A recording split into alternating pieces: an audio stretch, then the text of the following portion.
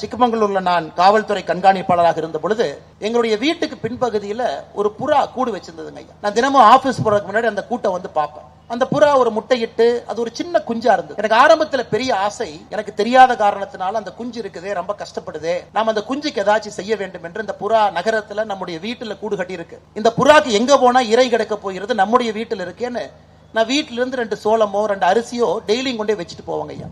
முதல்ல புறாவுக்கு வச்சேன். புறா அதை சாப்பிடும், கூட்டுக்குள்ள போய் கக்கும். அந்த குழந்தை அந்த அரிசியோ, அந்த குழந்தை அவங்க தாய் கக்கக்கூடிய ஒரு உணவை சாப்பிடும்.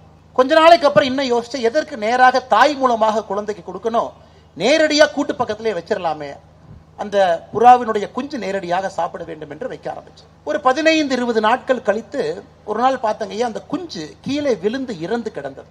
பெரிய ஒரு மனதில் ஒரு அதிர்ச்சி, நாம் தவறு செய்து விட்டோமோ, நாம் அந்த இறை வச்சனாலதான் அந்த குஞ்சு செத்து போச்சு அப்படின்னு சொல்லிட்டு நான் ஆழ்ந்து பார்த்தங்க ஐயா. அந்த குஞ்சு வழக்கமாக இருக்கின்ற புறா குஞ்சை விட இன்னும் கொஞ்சம் பருத்தமா, இன்னும் பெருசா இருந்துச்சு. இன்னும் உடம்பு வெயிட்ல பாத்தீங்கன்னா ஐயா கொஞ்சம் பெருசா இருந்துச்சு.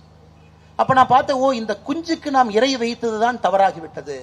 இந்த குஞ்சு நன்றாக இருக்க வேண்டும் என்ற இறை வைத்தோம், அதனால் அந்த குஞ்சு நிறைய சாப்பிட்டுச்சு. அந்த வயசுல அந்த குஞ்சு பறக்க வேண்டும் என்றால் உடல் எடை குறைவாக இருக்க வேண்டும், அது இயற்கையினுடைய நியதி. ஆனா இயற்கையினுடைய நியதிக்கு எதிராக நான் இறை வைத்தனால் அந்த குஞ்சு வளர்ந்து விட்டது, இன்னும் வெயிட் இருக்கிறனால பறக்க முடியல. பறக்க முயற்சி பண்ணிச்சு, கீழே விழுந்து இறந்துருச்சு. ஒரு மனிதனுக்கு நாம் பாராட்டி சீராட்டி வளர்க்கும் பொழுது, எல்லா விஷயத்தையும் நாம் எடுத்து கொடுக்கும் பொழுது, அந்த மனிதனுக்கு வயிற்றிலே பசி என்கின்ற வார்த்தை தெரியாது, புரியாது, அறியாது. அந்த குழந்தைக்கு தயவு செய்து முழு வயிறுக்கு நான் ஊட்டி வரோன்னு ஊட்டி விடாதீங்க ஐயா.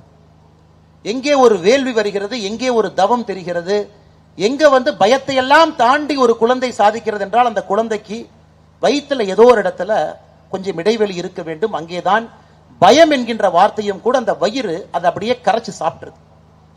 அடுத்த முறை எங்கள் வீட்டுல மறுபடியும் 6 மாதம் கழித்து மறுபடியும் அதே புறா, மறுபடியும் ஒரு முட்டை. இந்த முறை எல்லாத்துக்கிட்டையும் சொன்ன, யாருமே பக்கத்துல போயிடாதீங்க, பக்கத்துல யாருமே போகக்கூடாது, அந்த தாய் தன்னுடைய குழந்தையை பார்த்து கொள்ளட்டும் என்று. அந்த புறா குஞ்சு, நாங்கள் எதையும் செய்யவில்லை, ஒரு 20 நாள்ல தாயும் குஞ்சும் 2 பேரும் பறந்து போய்விட்டார்கள். எதுக்காக சொல்றாங்க ஐயா, அச்சம் பயம் எங்கே வரும் என்றால், வாழ்க்கையில எல்லாமே நமக்கு சில இடத்துல கிடைக்கும் பொழுது அச்சமும் பயமும் தானாக நமக்கு வரும். காரணம், எந்த பொருளையும் நாம் கடினப்பட்டு ரோட்டில் நின்று வேர்வையோடு ஈட்டி பெறவில்லை, நமக்காக யாரோ படைத்து விட்டு சென்று விட்டான். அச்சம் பயம் என்பதை பார்க்காமல் வளர்ந்திருக்கின்றோம். திடீரென்று ஒரு புதிய விஷயத்தை பார்க்கும் பொழுது அச்சமும் பயம் வரும்.